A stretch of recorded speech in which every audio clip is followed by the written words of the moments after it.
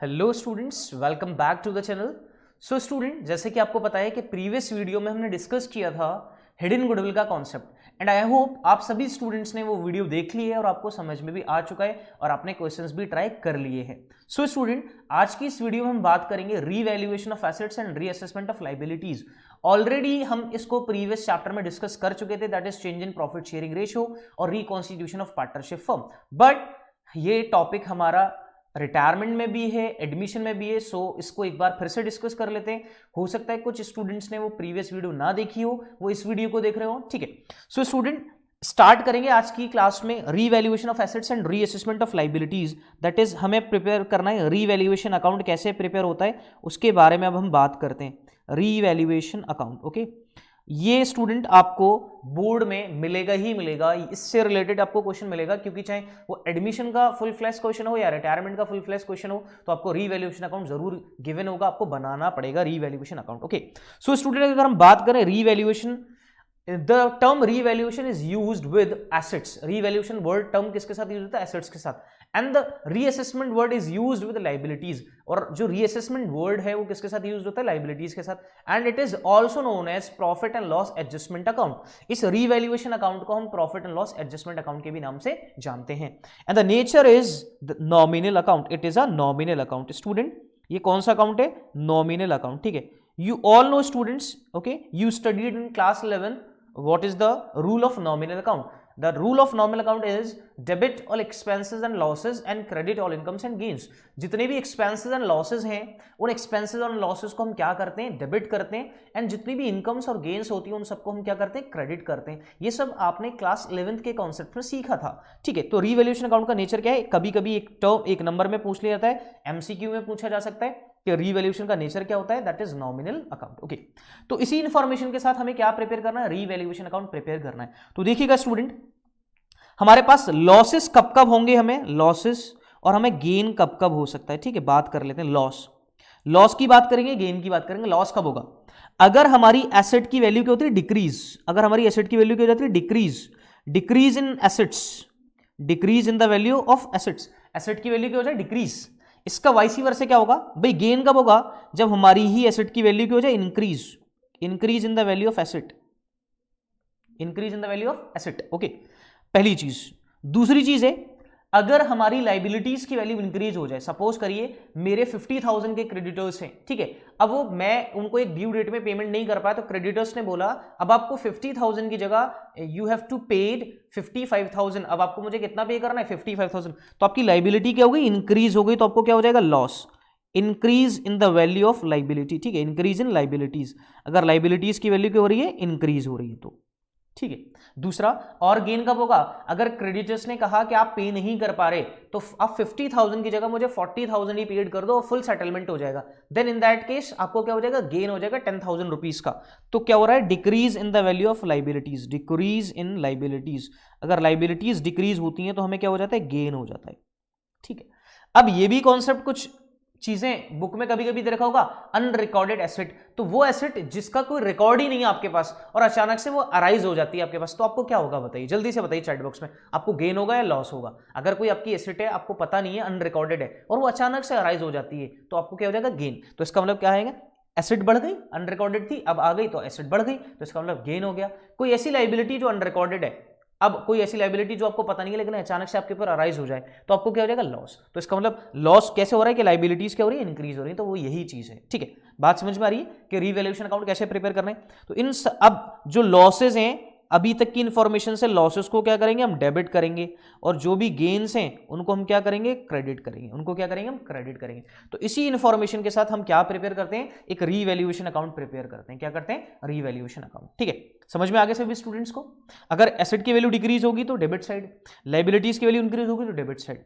अगर एसेट की value increase होगी तो क्रेडिट साइड, लायबिलिटीज की वैल्यू डिक्रीज होगी तो क्रेडिट साइड। अब उसमें गेन और लॉस निकाल लेंगे, और वो गेन और loss students old profit sharing ratio में जाता है, ओल्ड पार्टनर्स में। ठीक है, अगर कोई क्वेश्चन ये नहीं कहता कि आपको रिवाइज वैल्यूज को रिकॉर्ड नहीं करना है, तो उस केस में हम एक एडजस्टमेंट एंट्री पास करेंगे, वो क्वेश्चन में आपको मेंशन भी होगा। ठीक है, तो इससे रिलेटेड क्वेश्चन देख लेते हैं ताकि ये कॉन्सेप्ट हमें और अच्छे से क्लियर हो जाए। ठीक है, देखिएगा हमारे पास है revaluation of assets and reassessment of liabilities, ये एक क्वेश्चन है हमारे पास स्टूडेंट। तो क्वेश्चन नंबर 47 है, ठीक है। Pass entries in the firm's journal for the following on admission of a partner, on admission of a partner, okay. तो सबसे पहले मशीनरी बी रिड्यूस बाय, मैं आपको एंट्रीज भी बताऊंगा और जर्नल भी बताऊंगा। Machinery be reduce by 16,000 and building be appreciated by 40,000। Machine की वैल्यू 16,000 से कम हो गई और बिल्डिंग की वैल्यू 40,000 से बढ़ गई। अब बताइए मशीन की वैल्यू डिक्रीज हो रही है तो एसेट की वैल्यू डिक्रीज हो रही है, तो आपको लॉस हो गया है, गेन। यस सर, हमें पता है कि हमें यहां लॉस हो रहा है। अब लॉस हो रहा है तो अब बताइए रीवैल्यूएशन अकाउंट क्या होगा, डेबिट। गेन हो रहा है तो रीवैल्यूएशन अकाउंट क्या होगा, क्रेडिट होगा। तो एंट्री हम क्या पास करेंगे, मशीन से रिलेटेड, मशीन से रिलेटेड हम एंट्री पास करेंगे revaluation account DR 16,000, revaluation account debit 16,000 to machinery account. अब बताइए मशीनरी एक एसेट है and asset having a debit balance, और एसेट का कौन सा बैलेंस होता है, डेबिट बैलेंस होता है। एसेट का कौन सा बैलेंस होता है, डेबिट। अब डेबिट चीज की वैल्यू बढ़ रही है या कम हो रही है, रिड्यूस होने का मतलब डिक्रीज हो रही है, और डेबिट कब डिक्रीज हो जाएगा, जब हम उसको क्या करेंगे, क्रेडिट करेंगे, ठीक है। ये एंट्री हो गई। इसी की एंट्री नंबर, एंट्री 1 का ही बी पार्ट अगर हम देखें, बिल्डिंग की वैल्यू क्या हो रही है, बढ़ रही है। अब बिल्डिंग एक एसेट है, अब एसेट की वैल्यू बढ़ गई तो आपको लॉस हो रहा है, गेन, गेन हो रहा है। तो गेन के केस में रीवैल्यूएशन अकाउंट को क्या करते हैं, क्रेडिट। अब किसकी वैल्यू बढ़ रही है, बिल्डिंग, एसेट की वैल्यू बढ़ रही है।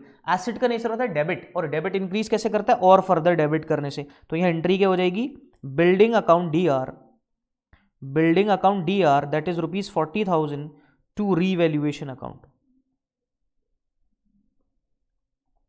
To revaluation account that is ₹40,000, ठीक है। नरेशन लिख सकते हैं, being machinery reduced, being building appreciated, ठीक है।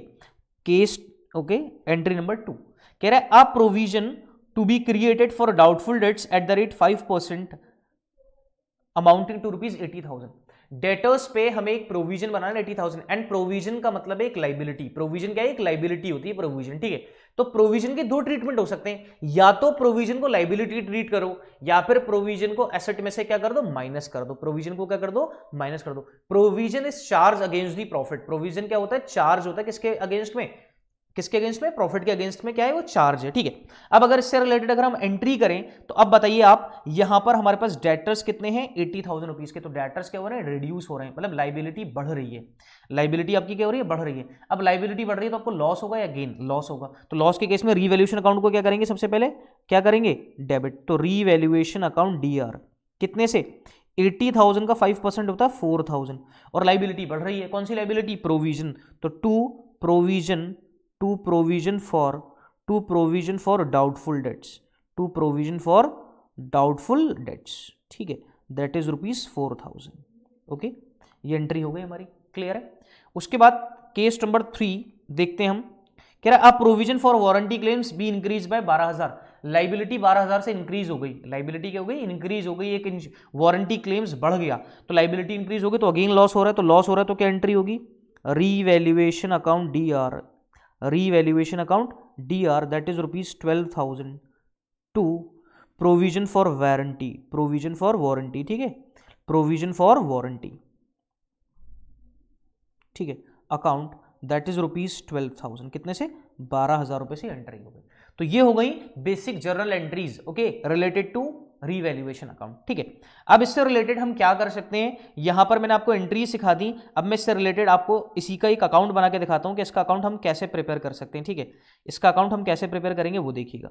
तो अकाउंट में आपको पता है भाई, यहां पर हमारे पास एक जगह डेबिट कॉलम होगा, एक जगह क्रेडिट कॉलम होगा, ठीक है। ये डेबिट कॉलम है, ये क्रेडिट कॉलम है, ये रीवैल्यूएशन अकाउंट है हमारा, ठीक है, रीवैल्यूएशन अकाउंट। यहां पर पर्टिकुलर्स है हमारे, ठीक है, यहाँ अमाउंट है, यहाँ पर भी पर्टिकुलर्स हैं, और यहाँ आगे भी क्या आ जाएगा हमारे पास, अमाउंट आ जाएगा। अब आपको ये देखना है, देखिए यहाँ पर रीवैल्यूएशन अकाउंट डेबिट हो रहा है तो एंट्री रीवैल्यूएशन अकाउंट के किस साइड में पोस्ट होगी, डेबिट साइड में, किसके नाम से, मशीन के नाम से। तो यहाँ लिख दिया हमने टू मशीनरी, और कितना अमाउंट था मशीनरी का, 16,000, कितना था, 16,000, ये रिकॉर्ड कर दिया, ओके। उसके बाद सेकंड अगर देखें उसी का बी पार्ट, तो रीवैल्यूएशन अकाउंट क्रेडिट हो रहा है तो रीवैल्यूएशन के क्रेडिट साइड में, लेकिन किसके नाम से, बाय बिल्डिंग के नाम से, किसके नाम से, बाय बिल्डिंग, कितना, 40,000, ठीक है। उसके बाद हमारे पास रीवैल्यूएशन अकाउंट क्या हो रहा है, डेबिट हो रहा है, कितने से, 4,000, तो डेबिट साइड में to provision to provision on doubtful debts कितना 4000। ओके, अगेन देखें उसके बाद तो रीवैल्यूएशन अकाउंट अगेन डेबिट हो रहा है, ठीक है, कितने से डेबिट हो रहा है 12000 से, तो टू प्रोविजन फॉर वारंटी,